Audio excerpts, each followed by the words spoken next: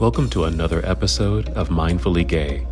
Here with your hosts, Nick Walton, Jerry Buie, and I'm John Cottrell. Today, we're venturing into one of the most personal and pivotal experiences in our lives, our coming out stories. Each of us has walked a unique path. We'll share not just our stories, but the emotions, challenges, and triumphs that came with them. It's about more than just revealing who we are. It's about the journey of acceptance, both from ourselves and those around us. These aren't just narratives, they're insights into our lives, reflections of our courage, and a celebration of our truth. So join us as we open our hearts and share these intimate moments. This is Mindfully Gay.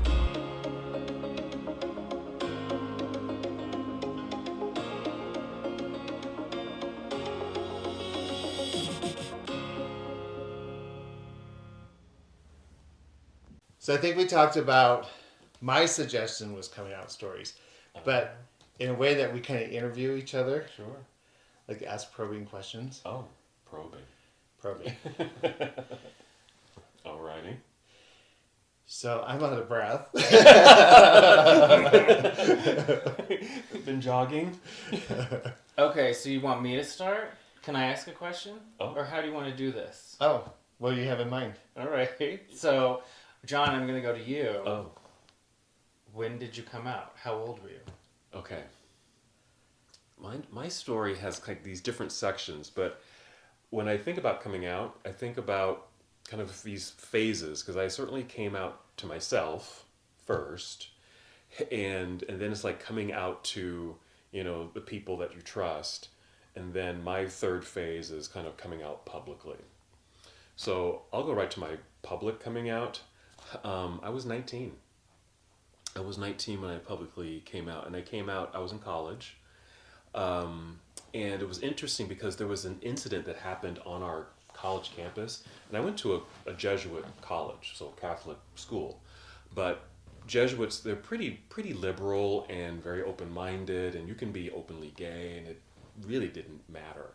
I was very much involved with my church at school. It was fun. I really had a fun experience.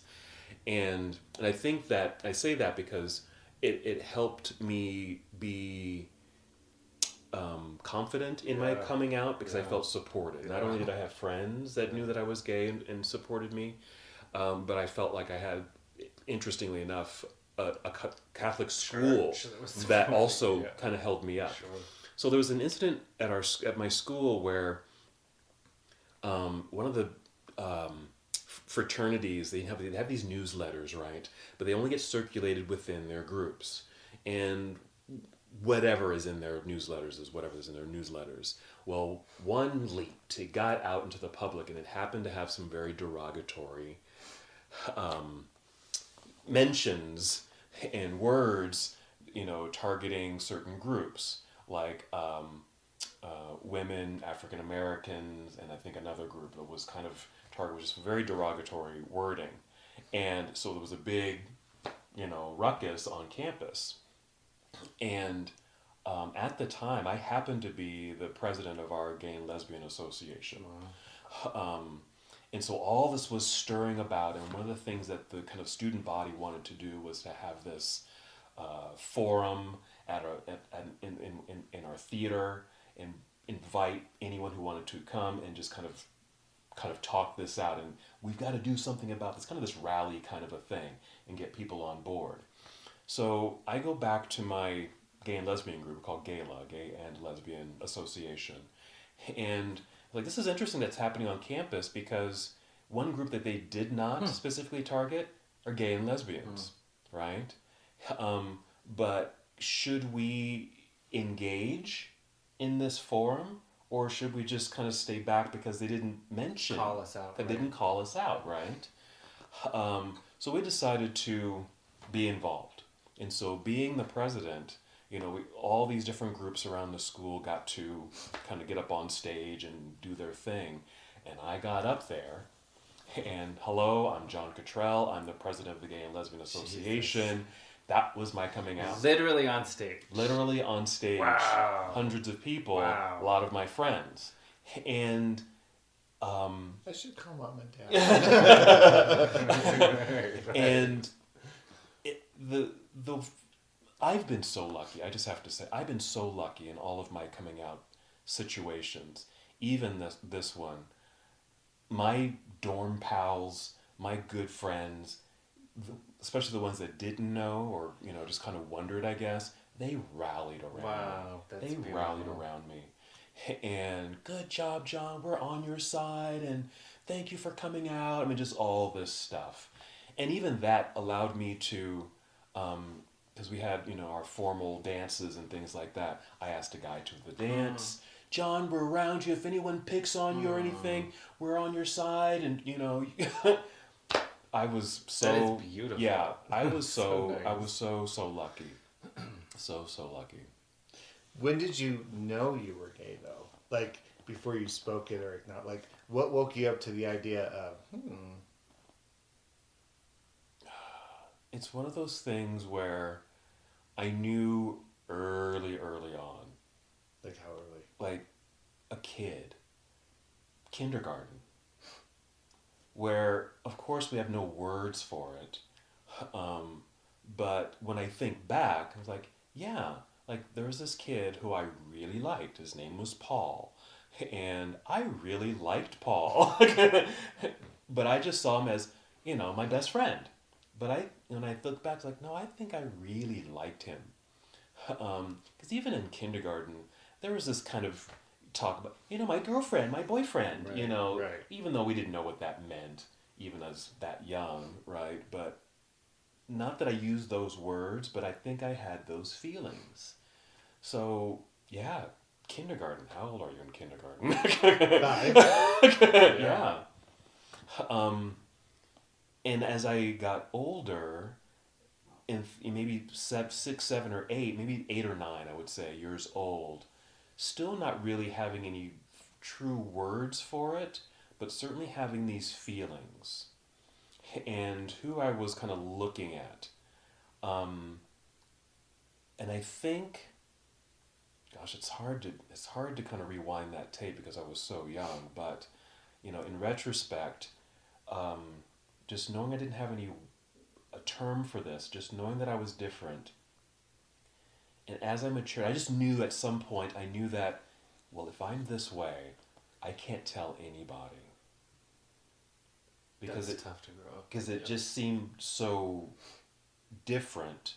I don't know if I knew it was wrong. It just seemed so different. That, and because I didn't have any words for it, I just better keep it to myself. I was like that for many years, through my adolescence, or early teens. I probably came out to someone in high school. I think I came out to myself in high school. It's like, you know what? I'm gay. And Catholic school, and that's what, by then I'm getting all the doctrine about homosexuality and all of that. It's bad, it's wrong, it's sinful, and all of that. So I knew for sure that I couldn't tell anybody. What year did you graduate high school? I graduated in 1986. 86? Mm-hmm. Okay. Yeah. So put that in context. So Right. we're talking about the 80s. Yeah.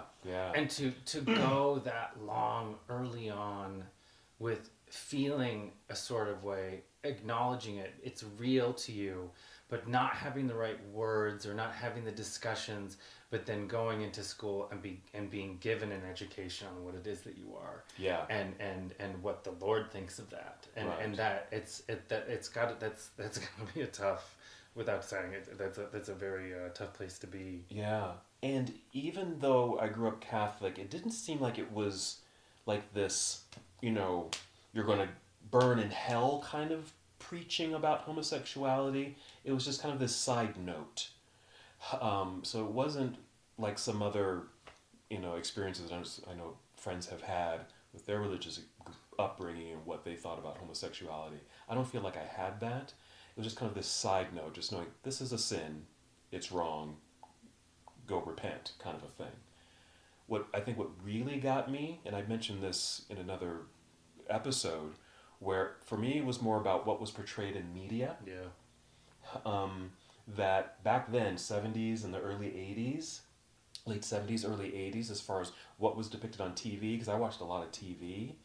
It was, the kind of the maniac, homicidal, creepy homosexual, or these sitcoms, it was the very flamboyant, cross-dressing, that kind of depiction. And then I knew for sure, like, oh no, I can't. If that's Right. what That's right. if homosexuality is that, I don't want to be that. Because And I look at can't how be that's received. Look Yeah. at how that's portrayed. Look at how everyone responds to that. You're looking at it and you like, I can't dip into that. Exactly. Absolutely, yeah. Mhm. And it's funny. I think it's CNN. They have a documentary series on sitcoms, and there's a particular episode that talks about exactly what you're getting at. It's the gay characters, the portrayals of them, starting in the 50s with, with I can't, I'm going to forget everyone's name, but there was I can't remember, but it was a robot. It was a program with a robot, and there was a doctor. And he was always and he was always the Lost in Space. Lost in Space. Thank you. I know that's sacrilege because my partner, he's gonna smack me because that's one of the most crucial shows of his lifetime. But then it's the one that takes place in San Francisco where the gay character is he's on a drafting board. He's an illustrator or something. I know everyone's gonna know the name of this. I'm sorry to bring these up and not have the names, but that one was the one for me that I knew that this character and Designing Women. There was another. Yes. The gay character on Designing Women. These were the two that I kind of grew up with, watching and thinking like, I'm gonna get killed if I acknowledge that I'm that. Mm-hmm. Like growing up in a rural place like I did. It's It was those TV portrayals that were just very dismal. Yeah. And not at all like, oh, come on in, it's gonna be fine. Yeah. Well, and there's also this narrative that plays out in media too, that you have to be man enough.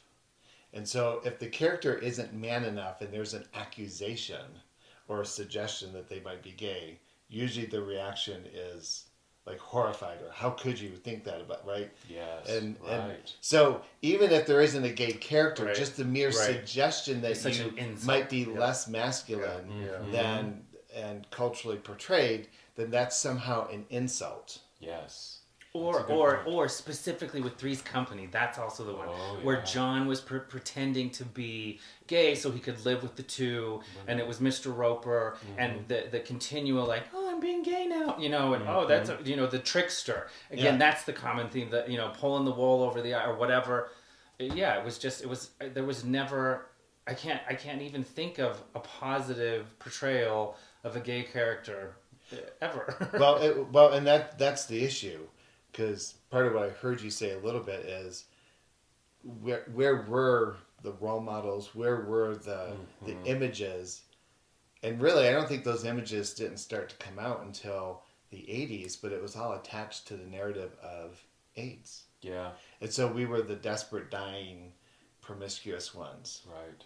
And right, so in the absence of any narrative, we only have those stereotypes to grow off of. And so why would you want to pick that up and put that on? Embrace that. Yeah. Like is that the mentorship that I'm getting, and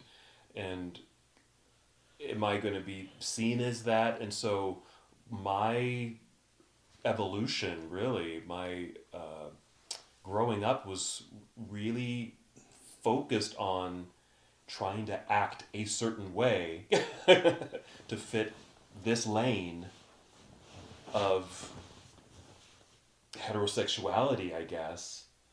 So I would not be mistaken for not masculine or man enough, or thought of as gay, because that would be... But if you look at how gay activists operated in those days, there's a couple of documentaries about before Stonewall, after Stonewall, they're kind of aged. But one thing that they pointed out was how the strategy was to appear as straight as possible. And so lesbians were expected to show up at rallies in skirts and look part Relief Society. Yeah. And we were supposed to look a little bit more dignified. But the idea was try to be as straight. Right. Show them that we're just like them. Yeah. In our pride parade. Mm-hmm. Yeah. Right. And versus let's let the freak fly. No. Well, you're right. Yes, and you know, we've talked about, you know, just being ourselves and what makes us so unique and special as a people. Having that portrayal squashes that, right? It's like, well, if you want to, you know, live, you need to blend in. So look straight and blend in. I mean, that's squashing that uniqueness, that magic, that power that we possess. And it doesn't allow for that to really flourish if we're pretending to be something that we're not. Yeah. It's funny. I've known you all these years. I've never heard your coming out story. I think it's such a great story. I mean, I know there was struggle, but I also, you know, it's typical that the stories are always so pained, and it's nice to hear one that maybe isn't as pained. At least that's what I'm hearing. Like it you know, I very much liked hearing that you felt supported. Maybe it wasn't necessarily the Catholic Church, but you were in a school, you were supported, you could rise to the occasion of being the president of that organization. You stood on stage and told those people you were gay. Like, I think that's such a triumph, and it's such a refreshing thing to hear something like that in someone's coming out story. Yeah, thank you. And I think even though there was this, you know, lane that I walked on, this path that I walked on trying to hide and suppress, you know, who I really am, the flip side is that, just as we talked about kind of that council of ancestors, I don't know if I certainly didn't understand or didn't know of that back then, but I had a real life council, meaning For sure. Friends who supported me and loved me for who I was. Yeah. Parents who loved me and supported me for who I was. Going, you know, schools and things like that. So I had all of this around me, almost as if they were just waiting for me to, John, it's okay. Wow. John, it's really okay. Wow. Yeah. We've got you. We've got you. You don't have to live in this pain. You don't have to live in this secrecy and the suppression. Like, that's what my real society was telling me. My real social circle was telling me. When I look back on it, I was like, yeah, I was lucky.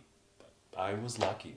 Well, I think it's not just luck, it's who you were as a person always, and I think it's you know, you had these wonderful people around you, but they wanted to be around you because you were a wonderful person too, and I definitely hear what you're saying. It's something when I think about my coming out, I often say to myself, if just one person would have said to me, you're gonna be okay. And I've said this to you before. I've said that, you know, what's happened later in life is that family members have come forward and said, oh, well, we've always known.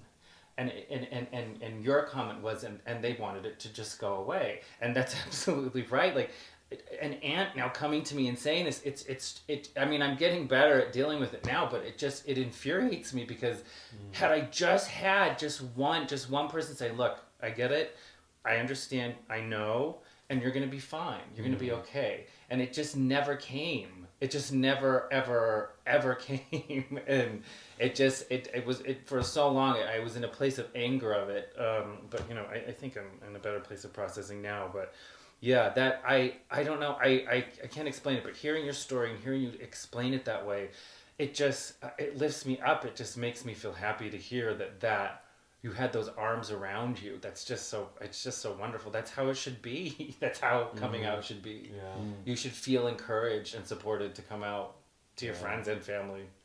Yeah.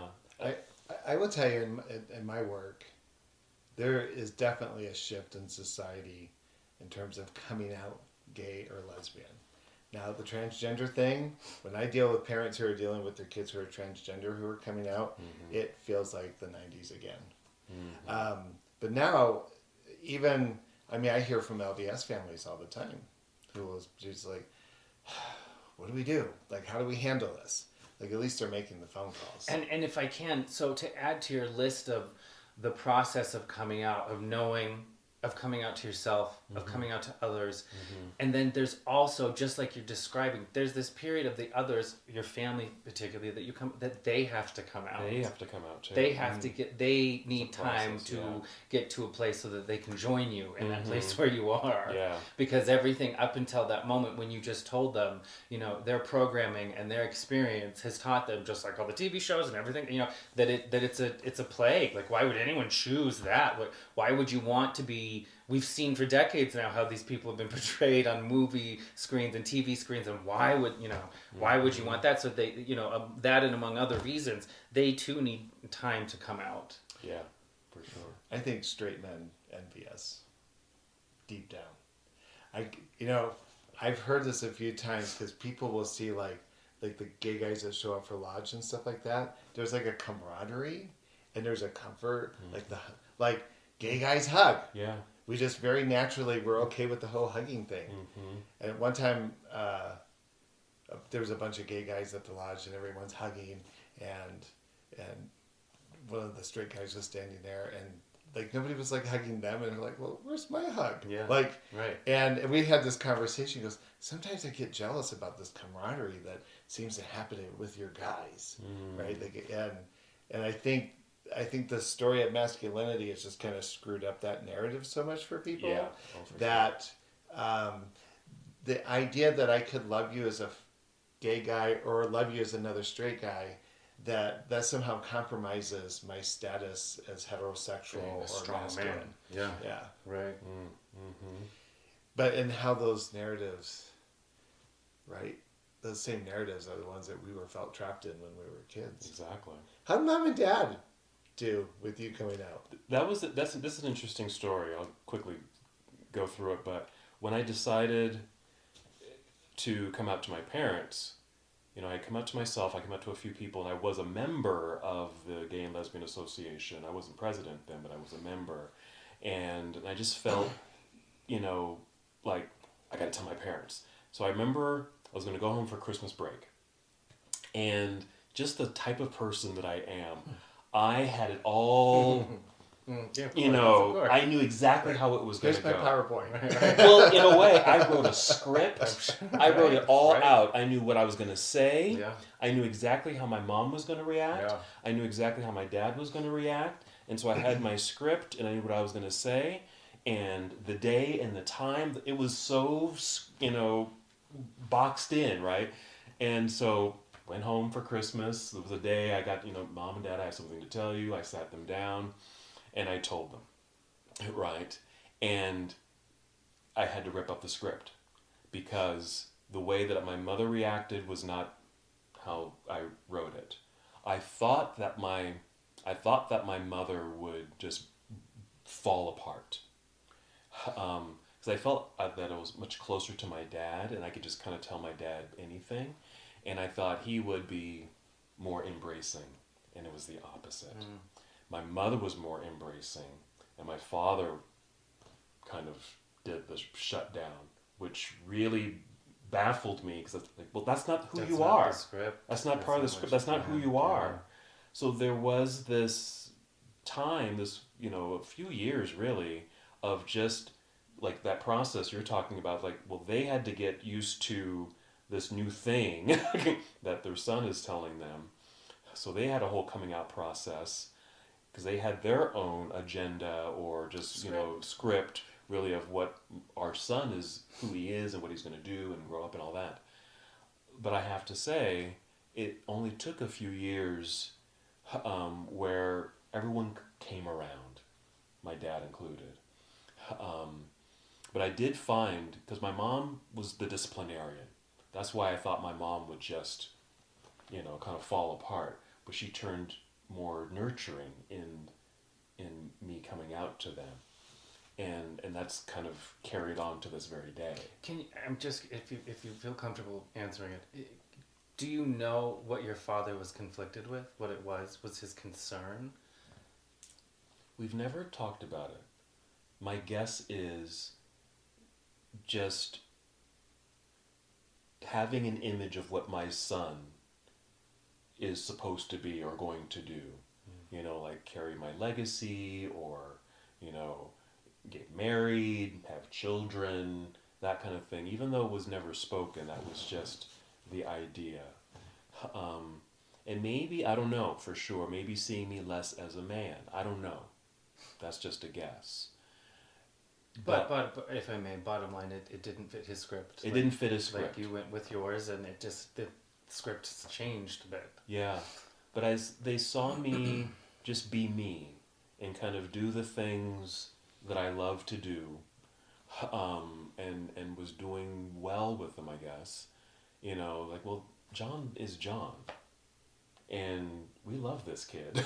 Did they incorporate like your partner and stuff like that? Yeah. Did they? Yeah.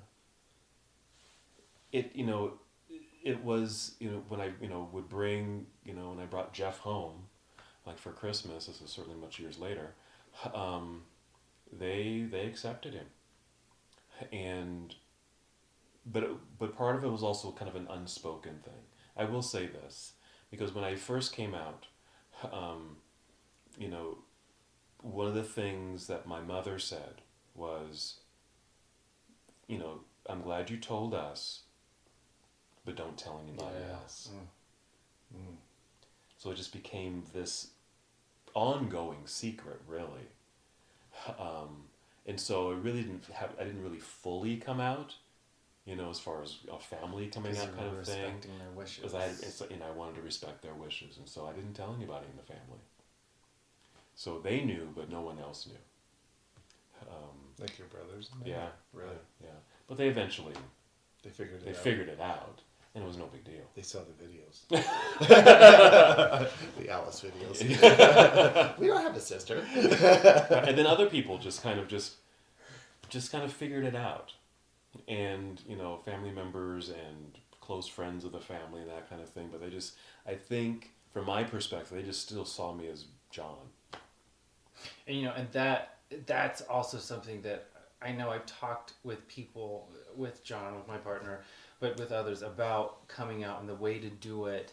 And I know it was always suggested to me that, you're going to have this conversation, you're going to tell them that you're coming out, and you're going to also end it with, and I'm the exact same person I was just before I told you this.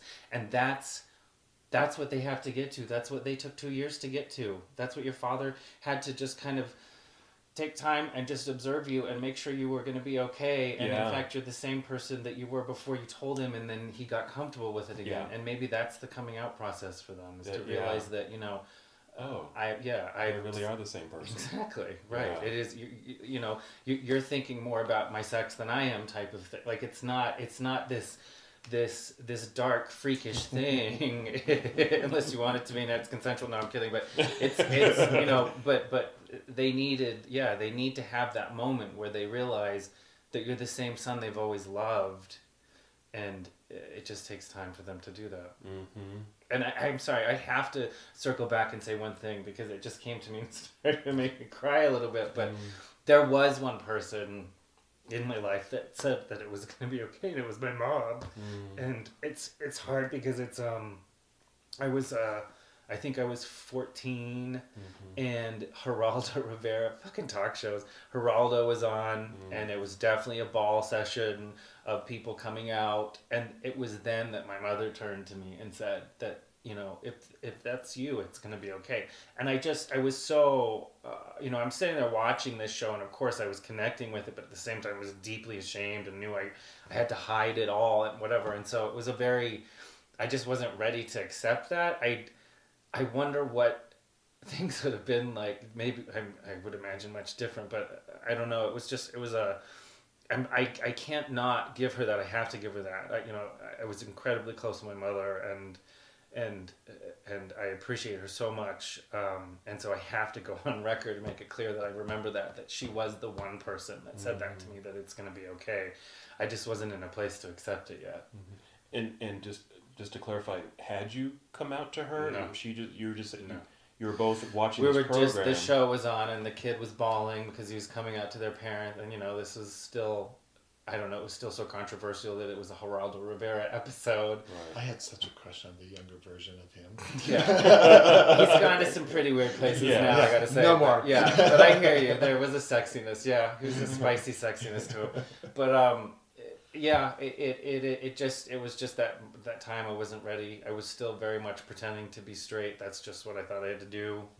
And so I couldn't take that medicine that I definitely was resentful for a decade or more that I never was given it by anyone. And, she did. She did give me that then, but I just wasn't ready for it. Can you remember that moment, just your initial reaction to her saying that? I think I was crying a little bit, and I think I was shaking my head and said, no, that's not me, or, I remember saying no. I remember dismissing it and trying to assure her that I wasn't going to be that. Mothers know. Yeah. Yeah, mothers know. Mothers know. Yeah.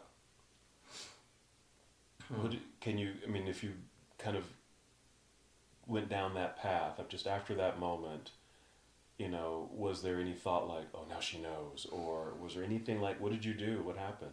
I think I lived up until that point so long with knowing that I was gay and knowing that I had to hide it and knowing that there was I could be faggot. I could be called out on it if I behaved, in ways or whatever that wasn't straight enough. And so all I remember of that, I know it's in the house we're in now. So I know I was 14 because she bought it then. So I know I can visually see it all. I know the sun was coming. I remember just a lot of details like that about it. But I remember just going into a mode that was familiar in that just going back to the hiding mode and I didn't really, I don't know, it wasn't so much that I was concerned specifically that she was going to get it from that, that she was going to suspect from that moment. It was just more that I knew I had to just go back into the hide mode that I thought I was being so successful at, in keeping it all away. And even though she gave me that opportunity, I just knew that I couldn't take that. Being in the rural place where I was still finishing high school and having a father that said the things he did to me, like I just knew that even though she was saying it, that I couldn't change anything for me then. Yeah. Who was the first person that you told? That was a roommate in that was a roommate in college at BU at Boston University. I had a girlfriend at the time. He was my roommate. He moved in and ended up being my roommate. And 2 girls and 2 guys, and we were kind of all friendly. And that my girlfriend was at the time was part of that group. And so he knew about her. School went out of session, and we stayed and rented an apartment, he and I, for the summer. And he found the Bay Windows newspaper in my gym bag. And Bay Windows is the gay South End at the time, in Boston where I was living. That was the local gay newspaper. And he found it, and he asked me if I was gay. And I said yes, and then a few minutes later he came out to me that he was gay. Oh, wow. And it's funny because the collective of friends, because at BU was in Warren Towers for my first year, and I was on a co-ed floor, and it was nuts. But that's where I met my girlfriend, who was amazing, and I met a lot of friends. We had a really good group, but we always kind of knew that my roommate, we're kind of, all right, sister, we see you. Like, we suspected. It was easy. It wasn't a shock when he came out. But yeah, it was him. And then that was a good summer. And that was, I can't remember if I've shared this one or not, but that was the summer. No, I was just telling my cousin. So that was the summer. So he and I rented this apartment on Beacon Street. And every morning we would get up and we would jog down Beacon Street, and we would stop at this insanely gorgeous brownstone. And we always thought, wow, what would it be like, to live in a place like this? And that was our morning run route. And then, fast forward to coming out to each other. And then he must have, I'm sure he was on, at the time it was Manhunt, I'm sure. And ended up hooking up with the guy that owned the penthouse in that building. I mean, it was an insane. There was a library, there's a grand piano. It was the most insane place. So we get invited to this party, and that's where I met John, my partner, wow. and that's where I met Paul, one of my best friends. I met them both at the same time, and it was, I mean, you know, I was 19, and we've essentially been together ever since. So it was a very, it was amazing. It was a very amazing thing. I love the story of how that happened. And then it was later, I mean, for me, you know, coming out beyond that, it was 10 more years until I would with my parents. But it was absolutely with the support of John, my partner, who said, you know, you're going to call them, you're going to call your mom right now, and you're going to tell her. And I did, and I called her, and I said, Mom, I'm dating a guy. And she didn't miss a beat. She's like, well, what's his name? Like, it was nothing. It was great. And he really helped support me in that process. And then came out to my father a little bit later. It was weird. I was in a situation of, God, it's weird how it happened because I didn't come out. He asked me if I was gay. And I was in a predicament, in a situation that I'm not going to go into detail in, but it was troubling, and I was calling for him for help. I needed some help, some financial help with something.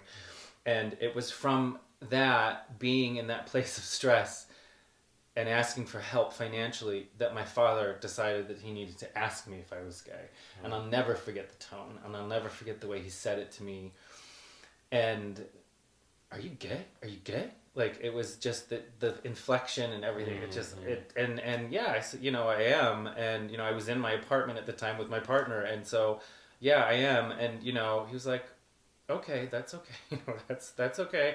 And I don't remember much what he said after that. It wasn't anything inspirational or uplifting, but that started that process. But without a doubt, you know, I think about it a lot. I did have a boyfriend, you know, for a little bit in between, after meeting my current partner John, and then when we finally got back together. So I had this boyfriend, and we were at Harvard. He was there in school, and he had a horrible relationship with his parents, and he taught me that. He taught me how to really put them in a place and push them away because they're just gonna not be accepting. And so it made that training, that programming was bad for me. It definitely helped, or it made me push them away for a period of time that I probably didn't need to. I certainly didn't need to. I didn't need to, but I did it because I had seen this example of this person that was very bitter, and understandably, because he did go, it was horrible what he went through,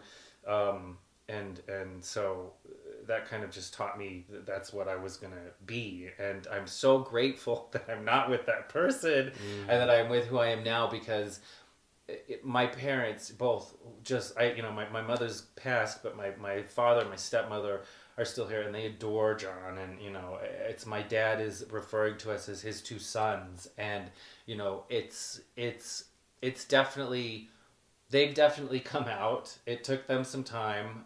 There were some fumbles along the way, but, you know, we are in a good place, very good place now. And when you're explaining that story to me about being young and in school and being supportive and being active in you know, the group, the gala group, it's that feel, I can feel that when you say it. And that's what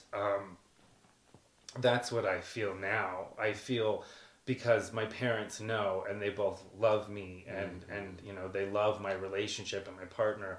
And so that, you know, I got to that eventually. Yes, I would have loved to have felt that way in high school. I think, you know, I don't know, I don't try to spend a lot of time doing this, but I'm a very athletic person, and I just am so resentful that I didn't play more sports. I could have lettered in everything. I could have done it, and I get angry sometimes at that. Like, I feel like the high school, when I play it back in my mind, it's just not what I am now. And I just wish that I could have been more like that then, but maybe that just, you know, obviously that just wasn't my path, and I'm maybe better at understanding others that have gone through something like that, and maybe I'm better to be not likely to go the path of my ex-boyfriend of just pushing everyone away, but instead I could, maybe help be supportive for others that are going through this process, in a more positive way, in a way that, that supports them, I guess. Well, that's my question for you now. You talked about you wish you had someone that just would have just said, it's okay, Have you been that person for someone else? Gosh, I don't know that I have yet. I going out east and meeting gays there, and making my gay family, everything's gay. We lived in the South End. It was the gayest place at the time. I don't know. I didn't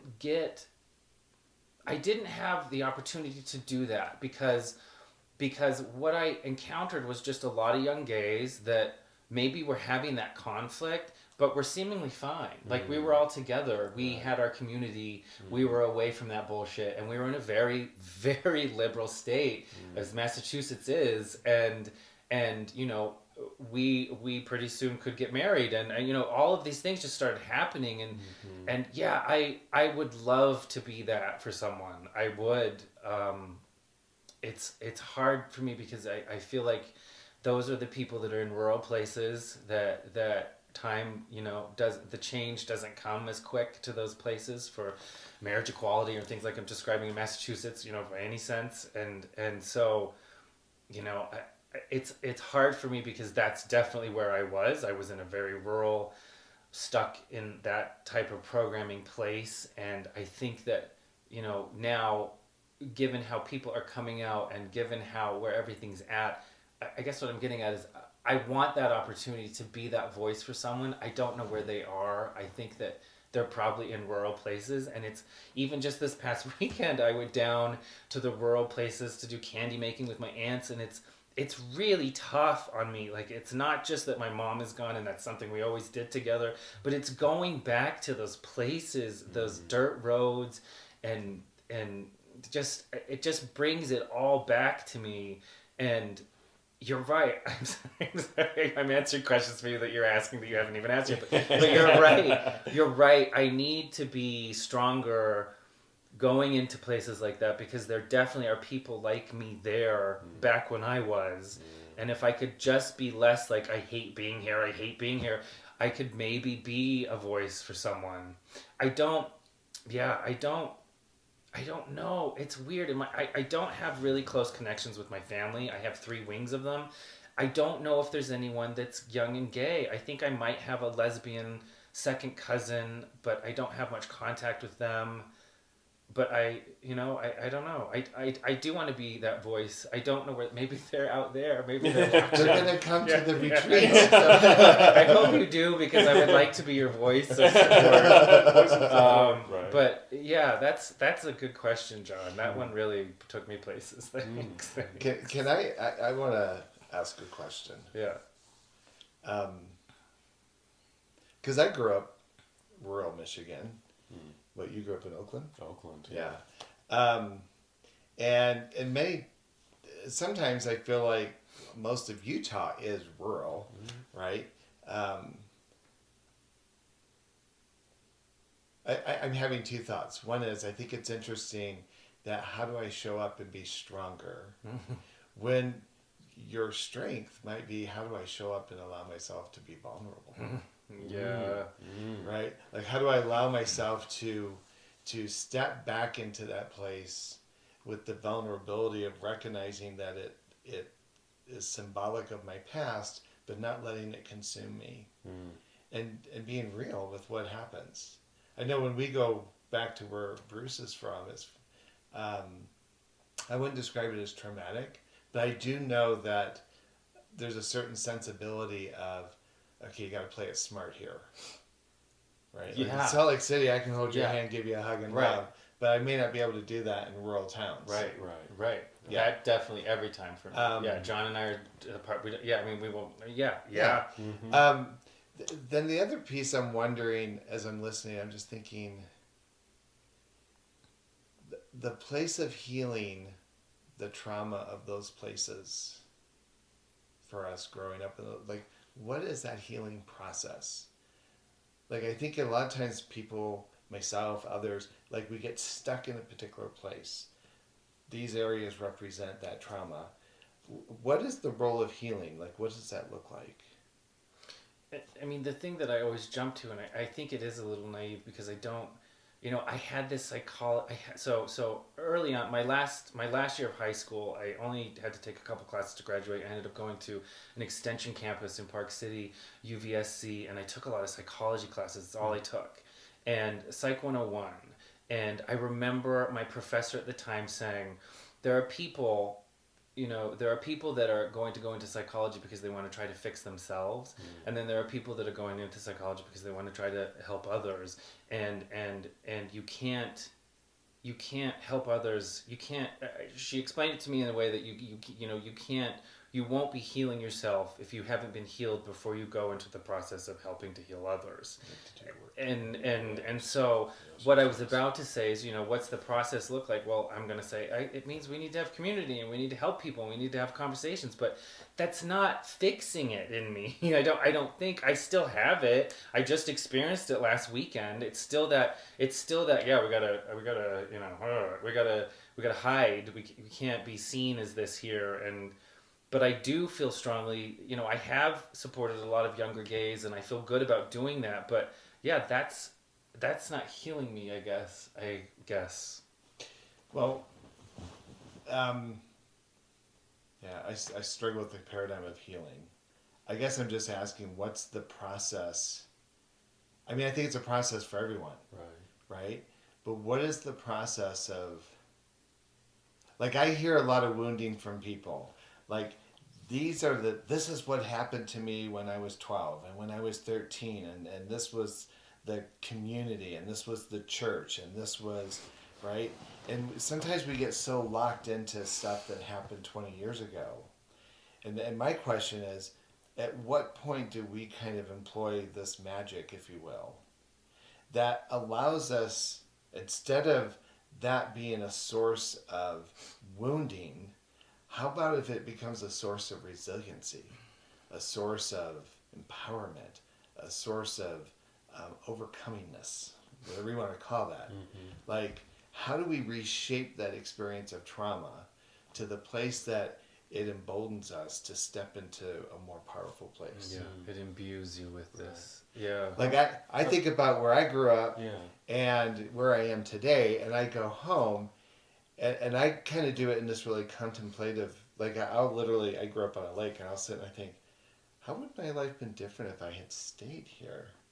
And yeah, a lot of terrible things happened here, but I look at who I am today, and I think, those were kind of some stepping stones to get to where I'm at today, and I love where I'm at today. It's hard, Jerry. That's hard. Yeah. That's hard to take that pain that I'm so resentful for. And I know what you're talking about. I know in session I get it. It's what we all, it's like this badge, this rite of passage, this badge of non-honor that we all have of look what they did to me. Look what they did to me when I was this age. This is what I went through. And I know, I recently with a friend that it's a long story, but this friend that was very close that had a very, very, very horrible upbringing and parents that his father tried to kill him when he came out. Like, it was just an awful, awful traumatic experience. And it has created this pain that he wears. And unfortunately, and it's been years. I've brought him around to my family. We've gone to family reunions, stuff like that. But the demons still kept biting at him. And it got to the point where his demons biting at him started biting at me, and I couldn't endure it anymore. I couldn't give him the home anymore that we were giving him. And so it ended. And it's very sad that it went that way, but it what I play in my mind, and it's so hard to do. I mean, I get what you're saying is it's a source of empowerment. It imbues us with this purpose. But I also feel like you're the only one holding on to it. And it's hurting you so much that let go of it. But God, I mean, if it were only that easy, I understand. But like, to a degree,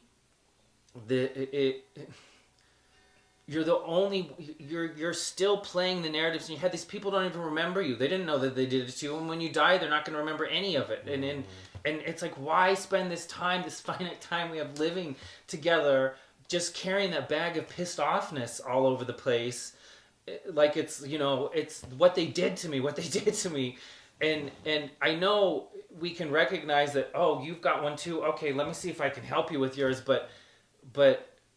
I don't know. I'm not letting go of it. I'm still dragging it around with me, and I don't know if it's helping me help others the way that it should. I don't know if I can just get to a place of forgetting it, but is that what I'm supposed to do? I don't know if we're supposed to forget it, because I think it can act as a source for empowerment.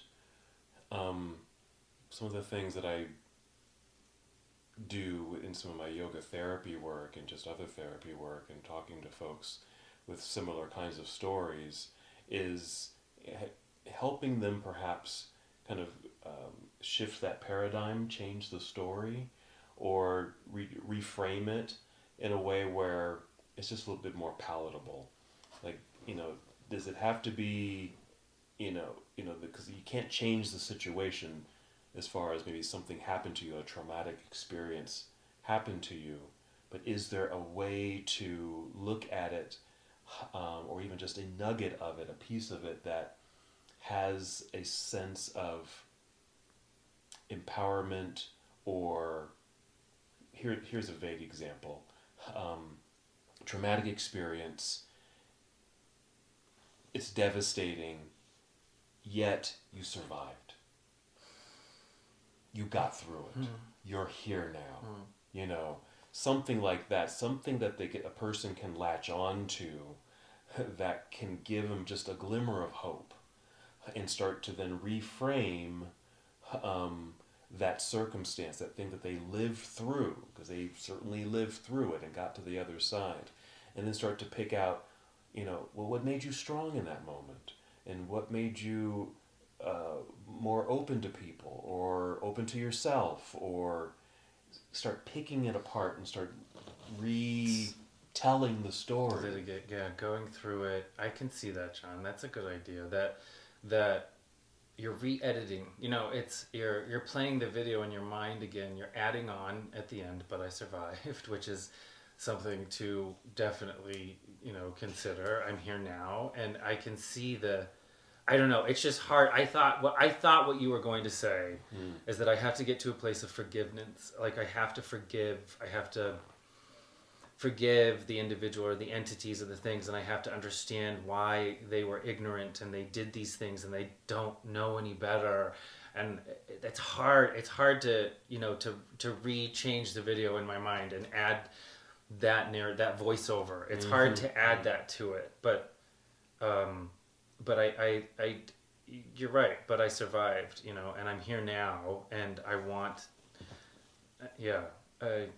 I can see that it's difficult work, but it's work. Do you know, there's a book written by Viktor Frankl, Man's Search for Meaning. Oh, yeah. And the premise behind his book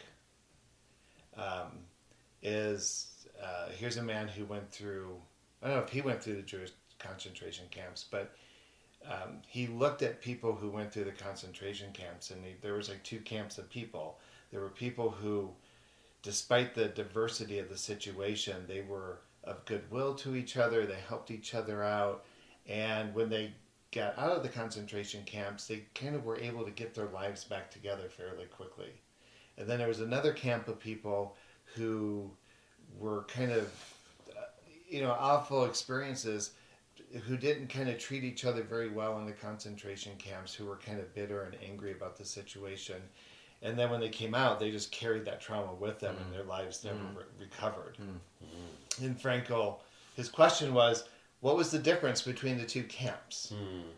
And what he found was that those who had survived their traumatic life experience and losses, that they had some broader context that they could put it in. this is the plight of our people, and we're, whatever, I'm making this up, but they had some grand purpose, some design was attached to the suffering, and that those who were stuck in the trauma could not attach any meaning to it. And I've always said this. I think one of the profound gifts of being gay is, because of the lack of privilege, we have to examine who we are. We have to be contemplative about the sense of identity. And in many cases, we have to be very deliberate about how that's going to look for us. And we dare to challenge norms by loving each other and connecting in ways that are not conventional. Right. I don't think our heterosexual counterparts have that same challenge or opportunity, and tend to kind of follow this pre-prescribed idea through their religion or culture or tradition. I mean, how many people get married in the church? My brother's an atheist, got married in the church. Why? Because that's just what you do. That's what you do. Right? And we create commitment ceremonies, and we throw daisies at each other, and we create our own thing, right? Yeah. And I think that's one of the gifts of being gay or queer in general, is that we can go to that place of finding our own profound meaning. Why am I here? What is this gift, this bounty that's been put on me that others may not understand? Right. And I think in that quest, right, is that place, because this might sound a little conceited, but sometimes when I go home or when I'm around people that I grew up with, there's a part of me that feels a little sorry for them. Sure. Like, you didn't get to go through this. You didn't get to question at these critical junctures of your life who you are and who you love and how you do life. And I can stand here, and whether you accept me or not is not even relevant. Right. I've done that work. And I might feel a little sorry for them. Yeah. I wish everyone could have a gay year so they could go through it. Like Tom Selleck, please. I'd coach him. But do you understand what I'm saying? I totally understand what you're saying, and I'm trying to accept it, but it's tough. I've never thought about it that way. It is a shift in perspective, no doubt. Well, and Nick, you said something else too that I think is the reason why we're sitting here.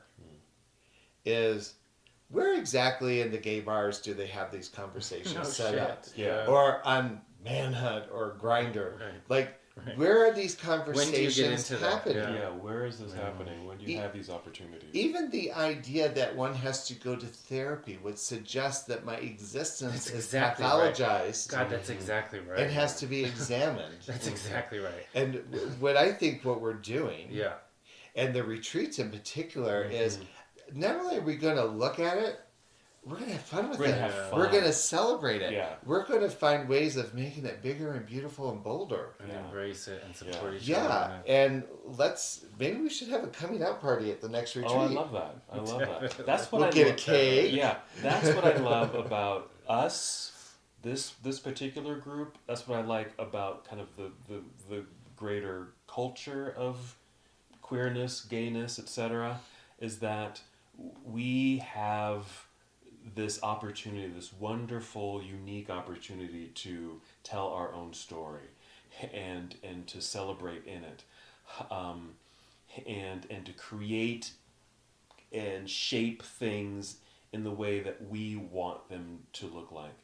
Just as, we don't, we can get married now, yes. We don't have to get married in a church. We don't have to, have a priest or whatever do the thing. We can get married naked in the ocean and have this union with the fishes, or you can do whatever you want. And I love the idea of having like a coming out party. Yeah. Because this that we're doing, yes, I would consider work, but I don't want people to think that, oh, it's hard, it's tough. It is. but to have that drudgery, like, oh, I got to go to therapy and I got to talk to my priest or my, whatever to get through this.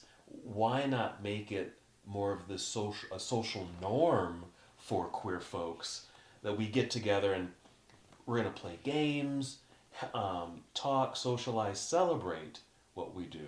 I'm having Jesus is talking to me right now. So. All right. Got it. What did she say? Girl, you are so right.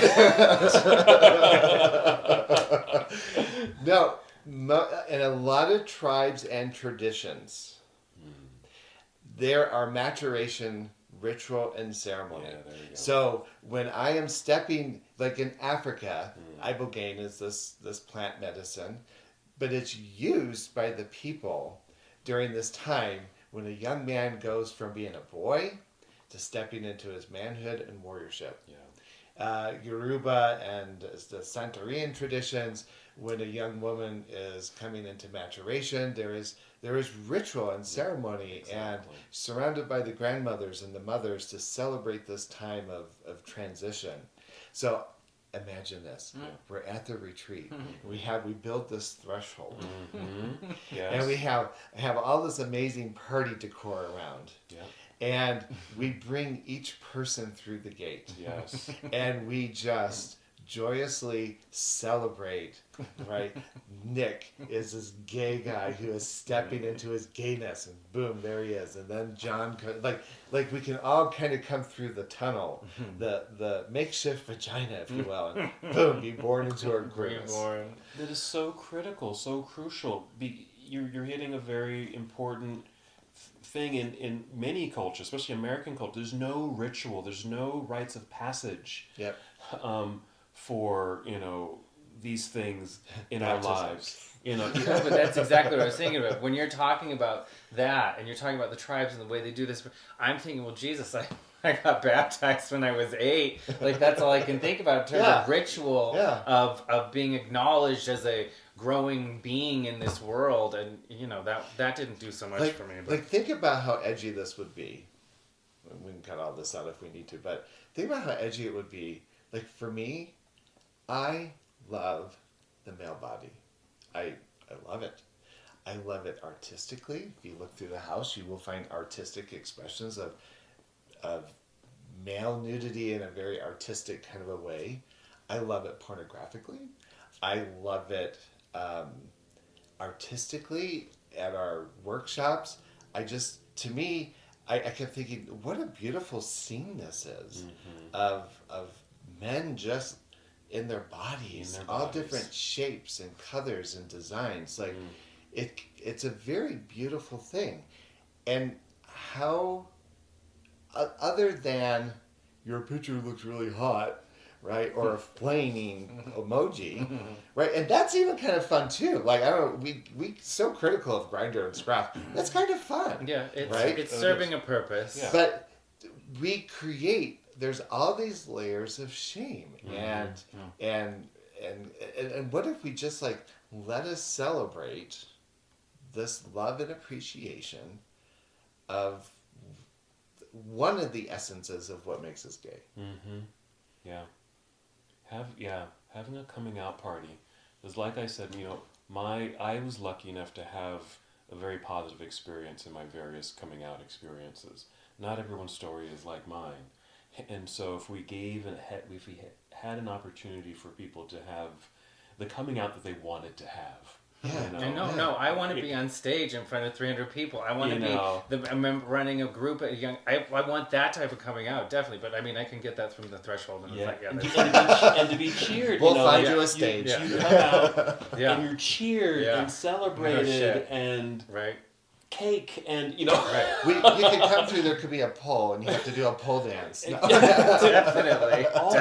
All the things. That's what a coming out can be. Yeah. For someone. Yeah, you're right. I mean that in looking now, considering me dragging my bag of pissed offness around and resentment and whatever, and where it's holding me, as opposed to just by and then just going through a new celebration, a new entrance, really, and I love that idea. I think that's It very is in a whole different context. And I just think the reality is, any life circumstances, nobody else is going to get it right.